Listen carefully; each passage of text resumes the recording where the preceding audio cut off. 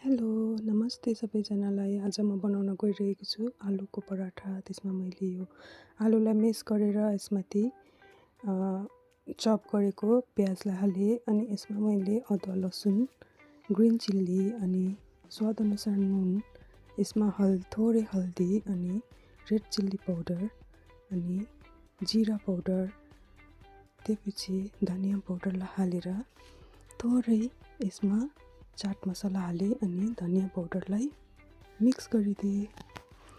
अनि यसलाई मजाले मिक्स गरिसकेपछि मैले डो रेडी गरिसकेको छु। अनि यो डोमा मजाले यसलाई बेलेर यसमा हामीले अघि रेडी गरेको आलुको मसलालाई हालेर फेरि यसलाई बेल्न पर्ने हुन्छ। हेर्नुहोस् त, मैले यसलाई बेलेर रेडी बनाइसकेको छु अनि मेरो रोटी रेडी भएको छ है। यसलाई अब मजाले बटर लगाएर सेक्नु पर्ने हुन्छ। यो बटरलाई चाहिँ मैले यत्तिकै लगाइदिएको छु है। तपाईँहरू बिल्लाएर लगाउन सक्नुहुन्छ। हेर्नुहोस् त, मेरो रोटी रेडी भयो।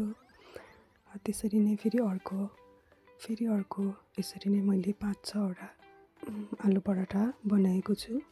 हजुरहरूलाई कस्तो लाग्छ यसलाई लाइक, कमेन्ट अनि सेयर गर्न नबिर्सनुहोस्। हजुरलाई मन परेमा फेरि अर्को नयाँ भिडियो यस्तै चिजसँग केहरू पकाएको भिडियोहरू म लिएर आउनेछु है। हजुरहरूले लाइक दिनुहुन्छ भन्ने आशाको साथमा। हेर्नुहोस्, आजको मेरो पराठा रेडी भएको छ।